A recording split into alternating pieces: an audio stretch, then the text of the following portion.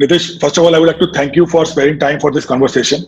And as far as I know that you are the founder of Nazara, a leading mobile games developer and publisher focused on large mobile consumer base in India and in emerging markets, including the Middle East and Africa. In addition to developing a range of branded and original mobile games, Nazara operates unique services such as Games Club and also serves as an exclusive distributor for key game developers such as Electronics Arts. You have also served as chairman of the Mobile Value-Added Services Committee of the Indian Merchant Chambers. Uh, as far as my research show that today Nazara is doing business is almost 61 different countries with more than 130 million monthly visitors. And I think in 2017-18, I think 9 in-house games of Nazara were listed among the top 3 games downloaded on Google Play Store. You also recently acquired some stakes in Crimson Cord, and which allow the company to offer real money on winning live quizzes. I think you also acquired around 67% stake in Sportskeeda, and this is what I know about Nazara. So, just to start with,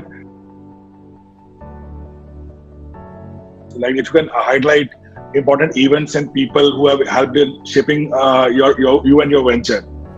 Sure. So, I'll start with my own background. I come from a textile business family. Right. It was run by my grandfather and my father. I started coding games at a young age at around 7 when my dad bought me a ZX Spectrum, and I was completely into that. So I got into gaming at that age. Right. And when I was in college, I wanted to do something around gaming and technology. Right. That's when I started starting Nazara. My vision then was that in India, I thought that at sometime in the future, gaming will become very large, and let's get into the business. It was also a passion for me. Right. And I thought this was way back in 98, 99. So probably I was in that space, very early. Right. But then I persevered, over the years to get to where we are today. We still feel that the gaming opportunity in India is just getting started. Right. In terms of people along the way, very early, my mentor was, the legendary actor Shimmy Kapoor. Yeah, that's I have read about, I had a very close relationship. A lot of time, learned a lot of things from him. Right. That's one person who shaped, the events or the way we, went about in the early. My father, of course, by buying the ZX Spectrum at 7, Right. first pushed me into the gaming space in that sense. Right. My own grandfather, Padma Vibhushan, Dr. B.K. Goyal, who was one of the most eminent cardiologists of India. Right. One of the only doctors to be awarded all the 3 Padma Awards, Padma Vibhushan, Bhushan and Shri. Always been a, extremely important idol for me, or the idol for me, not because of his achievements, but because of his humility and, the way he served the poor patients. Right. Whatever I do, for me, that's a big influence and has been for me over the last 2 decades in my business career as well. Right. Who else? So I think that there are a few people that had key impact on my life, and also obviously through me, in Nazara. Right. But then along the way, we've of course had a lot of partners, a lot of investors. Right. Westbridge Capital came in 2005. Right. And the managing director there, Sandeep Singhal, has worked very closely with me over the last decade and a half. Right. One of our first deals we did in gaming was with Sachin Tendulkar, which was a very interesting deal. So it's been a long journey for us. So a lot of stories there. Right. So I think I heard in some interview, I think you were speaking, and I think in some conference, were telling that Sachin Tendulkar's prediction was obviously much more than what you are, what you have played. If you can just tell that more about that story, because that I found it very interesting. How do you do that? Early days, and my company was just coming out of the .com crash. Right. So we had struggled for 2-3 years, and then we had the idea of doing cricket games with Sachin. Right. And obviously, in those days, Sachin was at his peak. Right.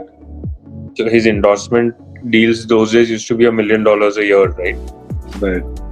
Voltail used to manage his account. Right. So it was, their expectation. At that point of time, I could barely, I think I could afford $10,000. Right. So we closed the deal finally at, I think, $30,000 or something like that. But for Sachin, it was, I think, more he got interested in connecting with the youth, fans, technology. Okay. That deal happened, not so much because of the monetary value offered to him. Obviously, it would be meaningless amount for him, right? Right.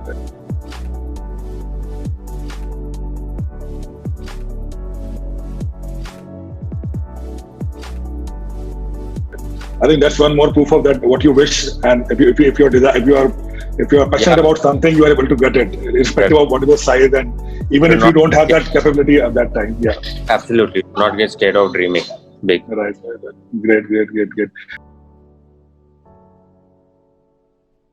I having been in this business for 2 decades, I really think it's only getting started. In the US also, if you see, gaming is much larger than the Hollywood and music industry combined today. Right. I think in India, from a landscape perspective, the next decade will really see this become probably the largest interactive or content industry in our country.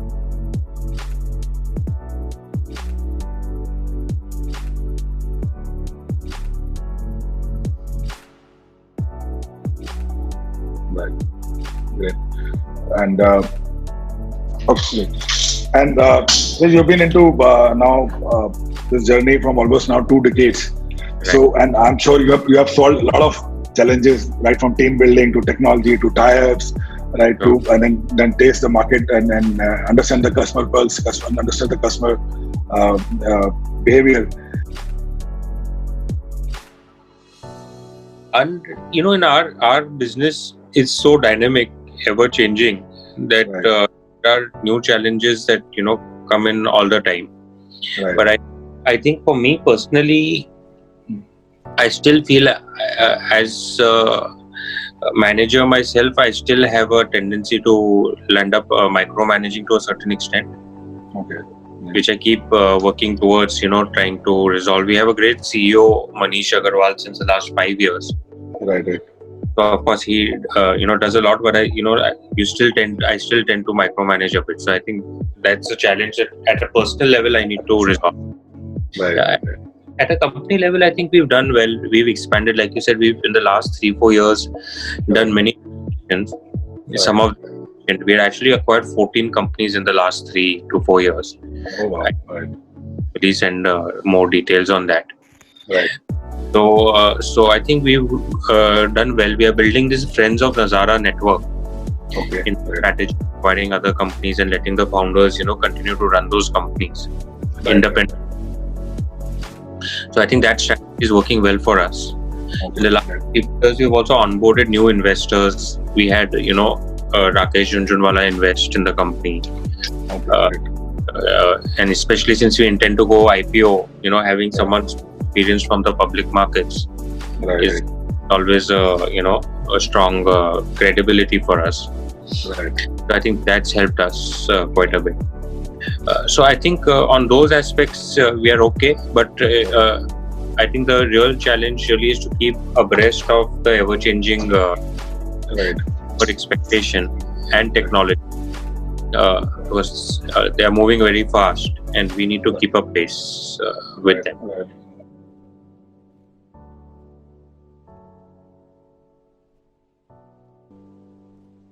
Right. Absolutely.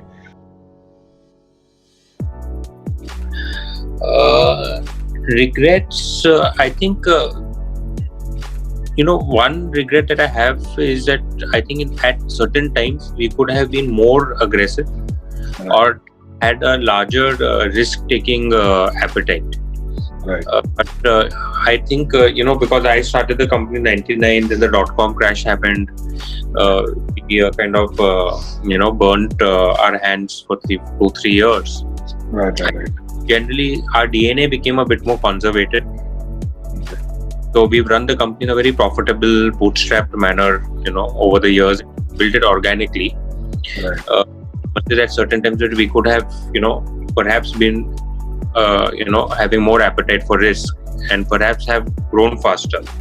But that's, I think, at least we persevered over a long period, and we are well positioned today to take advantage of the growth as it comes along. Right.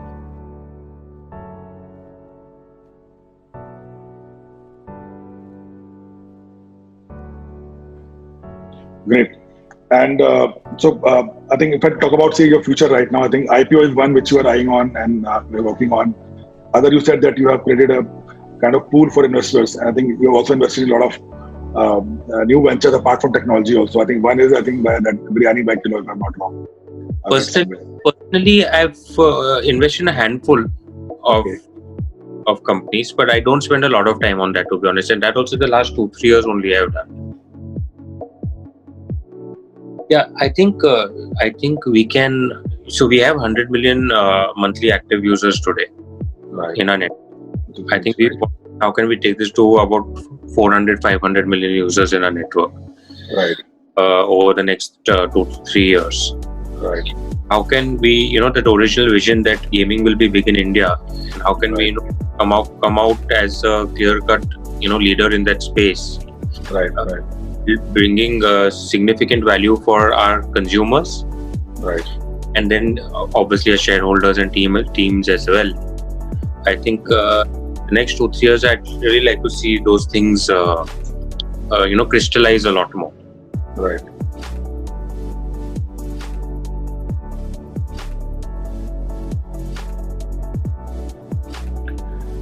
Great. And so, moving on to the next question. Funding is an important, I think, milestone and I think event from an idea to go to an execution level. So, what is your thought process on funding, and how was your journey? And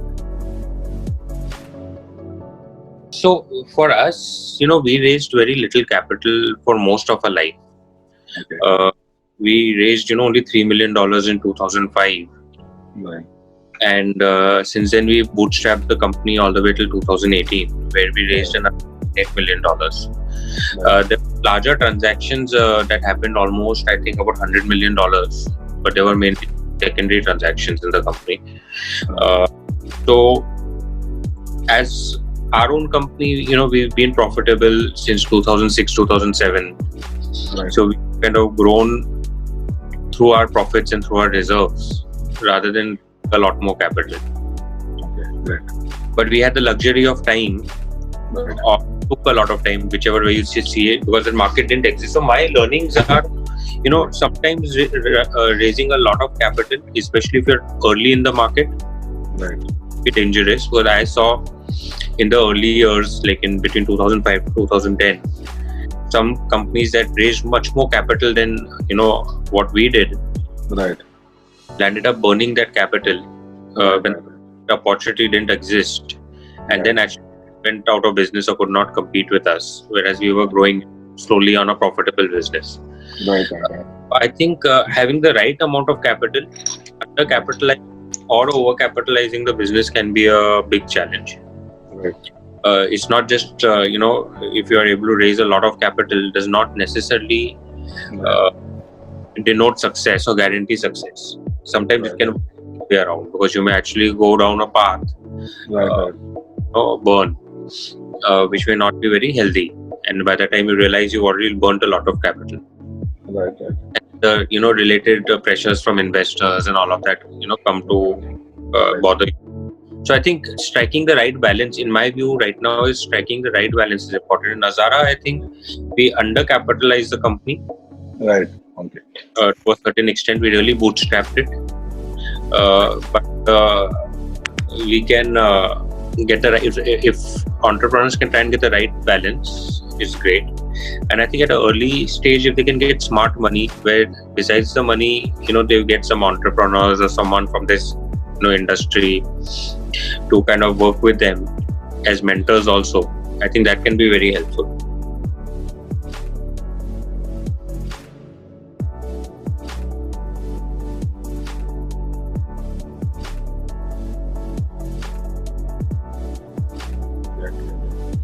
I think very well advised. I think so. Adequately funded is the right word. So neither it has to be under nor it should be above, because both are dangerous situation to be in. Great. And some subject is part of my book, basically the customer experience. I've seen, like, if you look into any new idea, any new startup, if you talk about, right, although the founders they understand the meaning or the importance of customer experience into developing any business model. Yeah. But somehow, I think initially, because obviously your priorities are to establish your model, to test water, and to see that whether people are paying you for that, whatever you are offering, right? They tend to ignore customer experience initially, right? And by the time they realize that that need to be the core of the business model, right? Yeah. It's too late. It's too late. Yeah. Gaming space, retention and virality are extremely important, Right. and output metrics of customer experience. Right. Because if your game has high retention, Right. it has high virality, only then will it be successful. Because as you know, the gaming space is pretty competitive. Right. There are thousands of games on the app stores with new games released all the time. Right. Model that operates today is really what in our terminology we call freemium model, Right. which means consumers download the game for free, Right. and only if they really enjoy the experience and find value in it will they end up paying you for a in-app purchase or for a subscription. Right. So from that extent, it is in our business, of course, it's in every business it is, but for our business to monetize, it is critical first ensure that the customer experience is strong. Right. And it is strong. So one example, we have currently one very successful product called Kidopia, which is meant for young kids, learning from the age of 2 to 7. Right. Okay. So we realized that for kids of that young age, you really need to have an entertainment wrapper to deliver education or edutainment. Otherwise, the child will not, be interested. And if he is not interested, we will never monetize. So we very successfully have done that and seen some great results. This product, Kidopia, today is, I think, the number 1 or number 2 app even in an advanced market like US for young kids between the age of 2 to 7. So I think it's something we're learning every day, even now. I can't say we are experts at it. And again, consumer preference is changing so rapidly. Because technology is changing so rapidly, consumer expectation and preference is changing rapidly, right? Because every new device, the capabilities become much better. And therefore, suddenly the consumer used to expect, let's say, X. Now suddenly he wants Y because his devices are providing that, access or that availability to do that. Right. So we are doing now. We do a lot of VOC, try and get even at our POC levels, get the voice of consumer to see how we can keep improving it. But I agree with it's not that we've always been successful at it. Right. We have also learned along the way, and we are always learning along the way.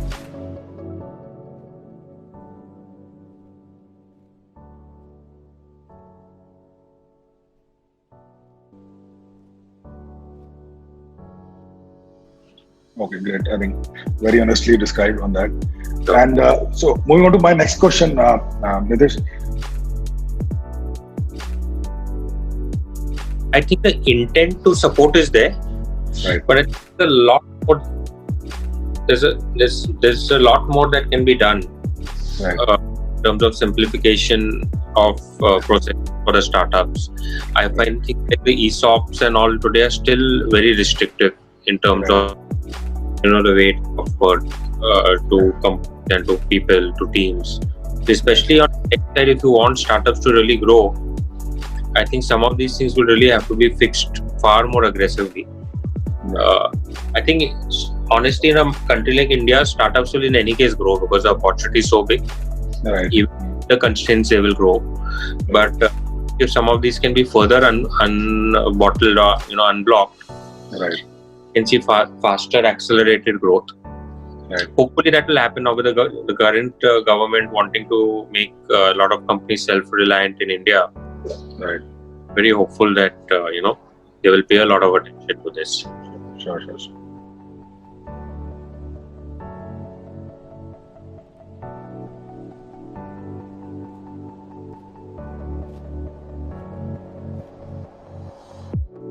Great. So, Nitish, if you look into success rate of Indian entrepreneurship or ventures, the failure rate is pretty high, Yeah. and we don't see much of unicorns coming up from India, despite so much of talent we have in our country, so much of ecosystem which has now been created.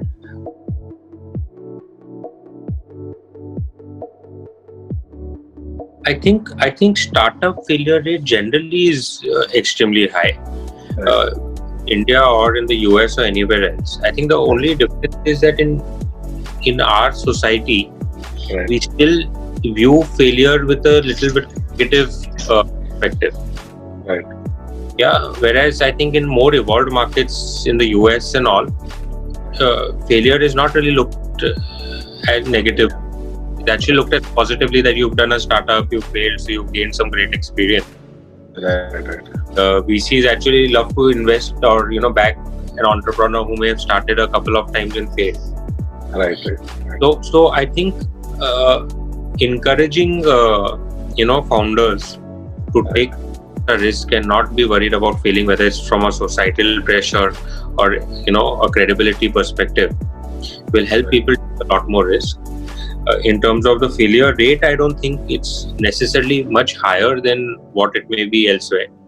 It's just that it's probably highlighted a lot more. Right. Yeah. In terms of unicorns, I think we are starting to see faster value creation. I don't know if you followed recent White Hat Junior deal, right? Yeah. Yeah, 20 months, $300 million cash exit. Absolutely. So you're starting to see it happen, right? Right. Not dream of before. You're starting to happen, and I think this will only be an accelerating phase. I think what's now our country itself is becoming a market, especially I am talking more in the digital space, becoming a market because now you have hundreds of millions of users you can access. See, when I started, there were like 6 million mobile phone users. Right. Now you have hundreds of millions of users, you have fast data, you have great access.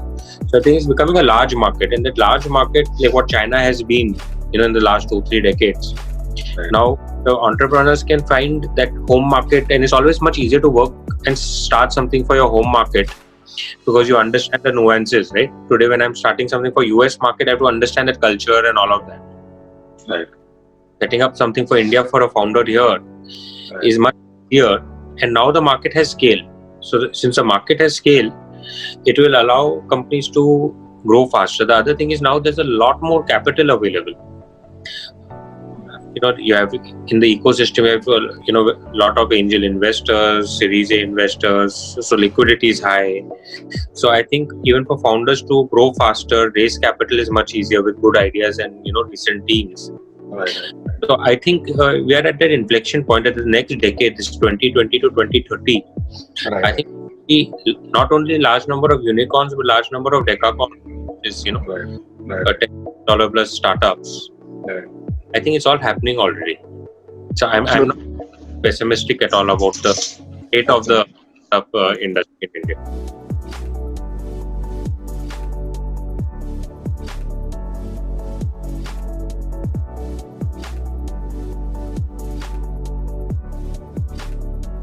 Absolutely. So I was coming from the fact that 99.5% of SME still remains SME for close to around even in 10 to 12 years also. That's a data which we have worked on. Yeah. So one is that you created a model, you take it to a level, right, where you are able to meet your ends, you're able to create a business viability out of that. But then you stick to it. You don't take it to the next level. Yeah. So one failure could be where you fail in terms of establishing a model. Other where you fail to scale it up, right? Yeah. And both are important because without skill it doesn't matter. You are still the opportunity could be to deploy or employ thousands of people. You are still deploying 20 people. That is one I think where we are lacking still. I think what you have said is actually I think we are at a point where I think things are looking pretty fine now, and I think things should be very. I think mindset of again coming to risk taking, right, and that capital backing. I think mindset of the younger entrepreneurs is now changing very rapidly. Even today, I see significant difference between my own mindset and when I talk to today's 20-year-old startup or founder, right? Right. They're already talking much larger numbers, right? Where to go. Right. So I think that mindset shift is happening, and with more success stories that you hear, like White Hat and others, I think it will accelerate the thought process of my founders, who will hopefully break through this, glass ceiling of things that you're talking about. Right. I think White Hat has come at a very right time. I think this is the most appropriate time to actually. It required that ignition. I think the timing is very right for that. Great.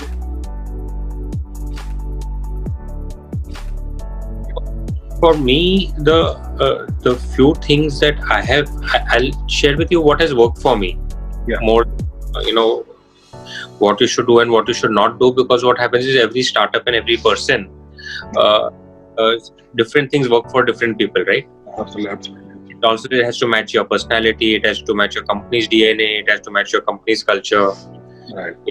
I think for me, one is you must have read about this also. This is very famous Muhammad Ali quote, which I've always followed, which is float like a butterfly, sting like a bee. Right. And I've always looked at floating like a butterfly by employing 4 or 5 techniques. Be asset light, get into asset light business. Right. Is stay away from debt. Right, because my own DNA doesn't go with it, and which is why there might be other entrepreneurs who are fine with it and are actually able to leverage debt to deliver much higher returns to their investors or shareholders. Right, but for me, getting into debt and all doesn't work. So we've always, like Nazara has always been a debt-free company. Right. So debt again, I personally feel it's kind of becomes heavy and kind of weighs you down. So I try to keep it, the company light, myself personally light by being debt-free. The other thing I've always avoided is litigation. Yeah. In our history, we've never had any litigation. And again, I feel the reason for that is too much negative energy goes into, fighting. Right. You can actually use that energy and time for much more positive returns. Right. So I actually don't, for that, what I don't do is to avoid that. Right. One thing I do in all our contracts at the company and all our commitments is we do not make any hard future commitments. Right. So for example, if I'm acquiring a company, Right. I know I can pay X amount to this company today to acquire X, Y stake. Right, I'll do that. But a lot of deals are structured in the way, in the next 5 years, every year we will commit so much money to you to keep buying out your stake. Right. We have those kind of structures because I know today in my bank I have so much money and I can afford to pay you. Future, I know what it is and what it is not. Right. So I avoid making hard commitments in the future. I prefer to do whatever is in the present. Right. So litigation and fighting is something I try and completely avoid. Of course, for that, I think 2 things you have to do, right? One is you have to put your ego behind you, because most of the fights happen because of ego, right? Absolutely. I am right or you are right. So I think that is one thing you have to do. Sometimes you have to take a choice of maybe giving little extra or leaving something on the table if things have not worked out. Let's say I got into a partnership and it did not work out. Right. Maybe I don't close that deal on a 50-50 basis, or maybe a 60-40 basis. Right. Of course, it doesn't mean that if something is being done totally wrong, you accept it. Right. But most of the times I think that if you are transparent and you're approaching it without ego, things get over a cup of coffee rather than sitting in the court. So that has worked well for me because again avoids too much wasting of time in all those. I think anything that can make you feel light and float like a butterfly, you should do. Absolutely. Few things that I have done. And in our business, you also have to sting like a bee, right? When the opportunity exists, it will be there little time. So you better move fast. And that's why I really like this quote of float like a butterfly, sting like a bee. Absolutely. I'm in love with that quote because the way you explain it, the way you do it, I think it makes a lot of synergy and a lot of sense. And how do you use that knowledge and yeah, it's my own interpretation of it. But anyway, I think I've seen very few people who actually have knowledge and they apply knowledge on a particular thing. So I think learning from on something from like this and then applying it actually on a ground level is fantastic. The learning I have has been that, the biggest power we all have is to be positive. Right. And I saw this from up close from, for example, Shami Kapoor himself. Right. He in his later years, I'll give you one anecdote. In his later years, he used to have dialysis. So he used to go to the hospital thrice a week. Right. He used to go in very high spirits and he used to come back in very high spirits. So one day I asked him, that uncle, you go thrice a week. Right. How you're so happy? Right. So his response was, see, for a 70-year-old man, only in the hospital I can get a chance to flirt with young, beautiful nurses. Great. I'm Great. positive attitude of looking at life. Right. More and that's what I learned, that Right. sometimes like for myself also, I used to, that time when I was much younger and I'll get fever, I will behave as if so much melodrama, I'm sick and this and that. Right. And you can be so much more positive, and that really changes, that mindset actually changes a lot. It's not easy to. Right. Even today I struggle with 2 minutes. But I think a lot of places, with my own grandfather, I saw that in every was extremely positive person. Right. Like, he used to operate at Bombay Hospital. Right. And patients used to come to him without money. They don't have money. He used to do it that way. Right. Never bother about money at all. Right. So he earned his name, he earned his reputation, and he earned his, peace of mind, right? Right. So I think those are the things that that positivity is very important. Absolutely. As an entrepreneur is very difficult, because sometimes it's a lonely job. Right. You can be in a lot of trouble. I was in many times a lot of trouble. Right. So I've been there, done that, so I know that it can be very difficult. Right. But if you can try and remain as positive as possible, it always helps. It's a very cliche thing that I'm saying, but it's actually something I've experienced myself. I understand that from where you're coming.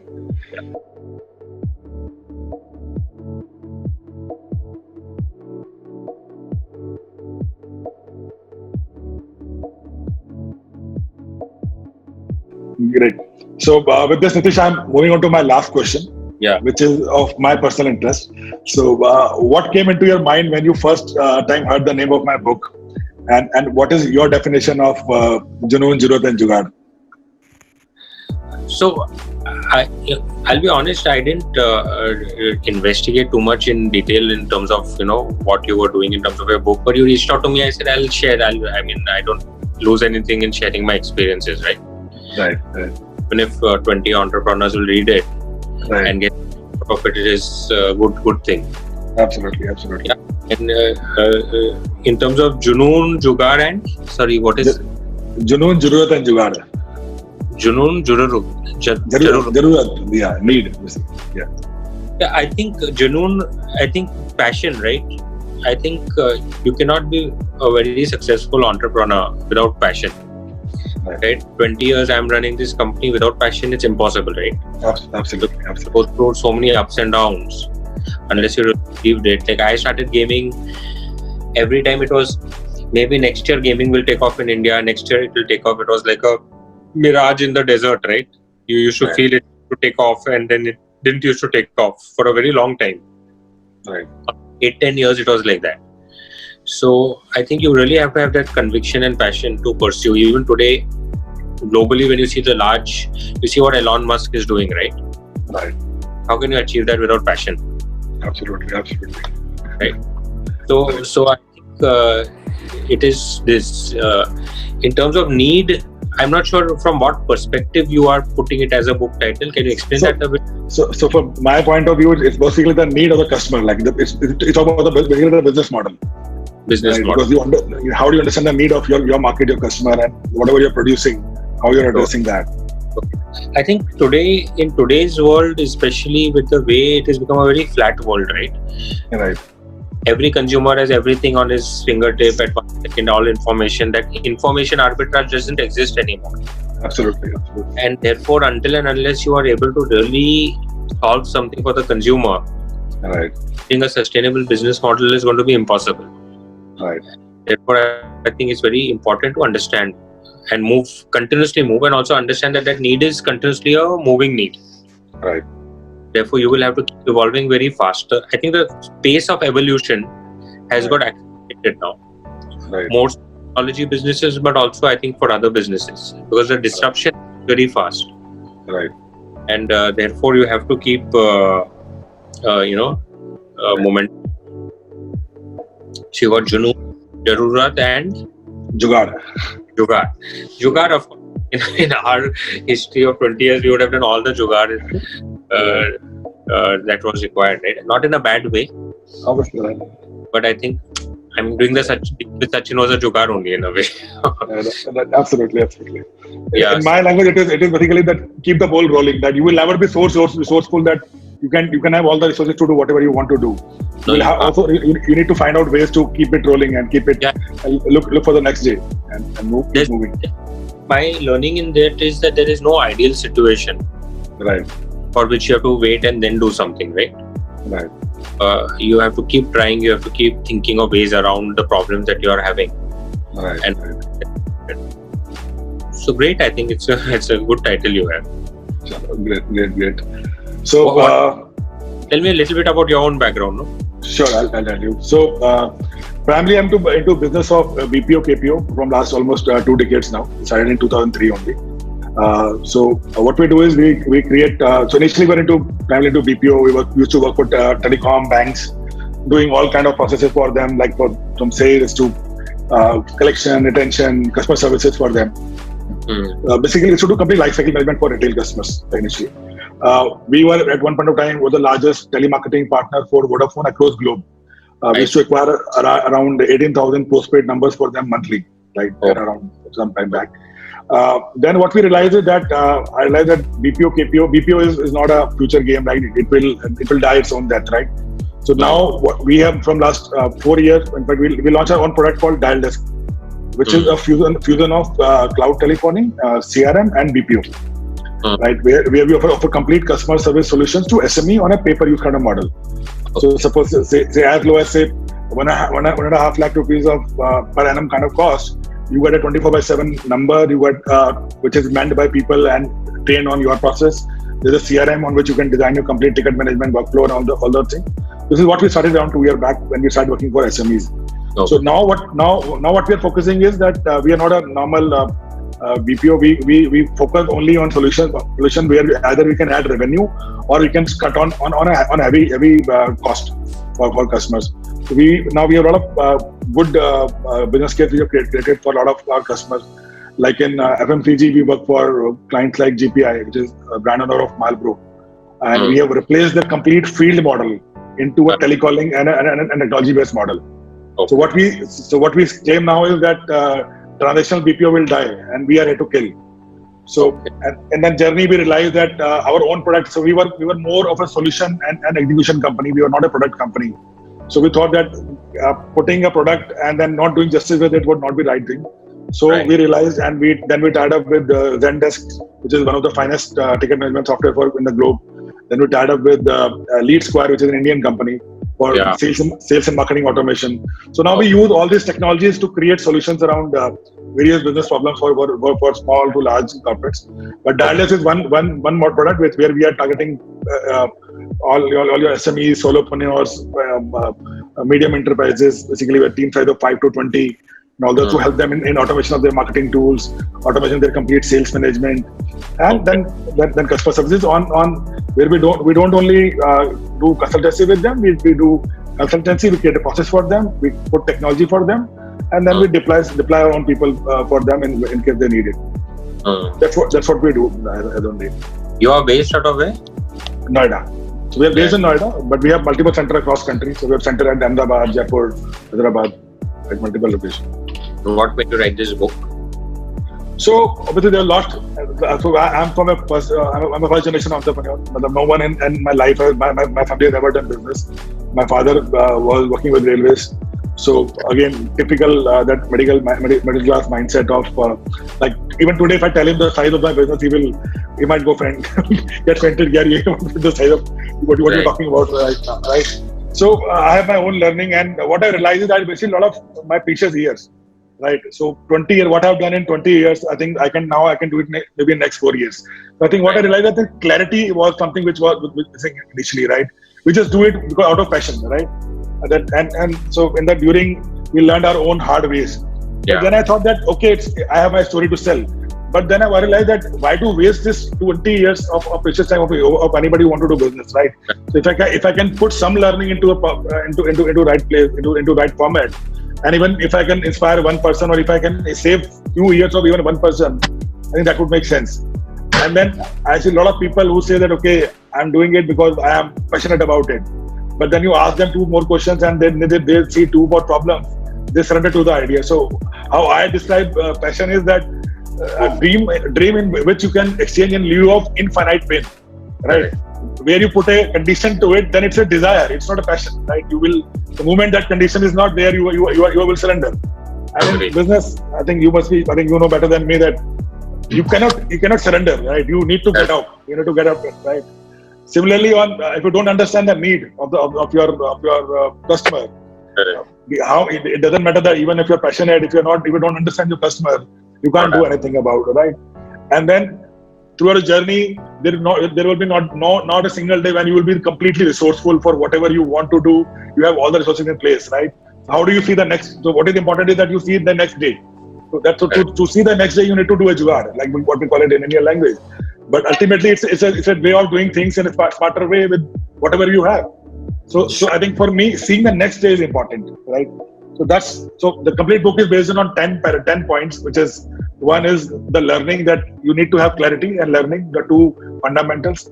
These three ingredients, which is Junoon, Jurat, and Jugaad. The 4th element which can makes you from a follower to a leader is how well you understand your customer and how well you are able to create a customer experience around you.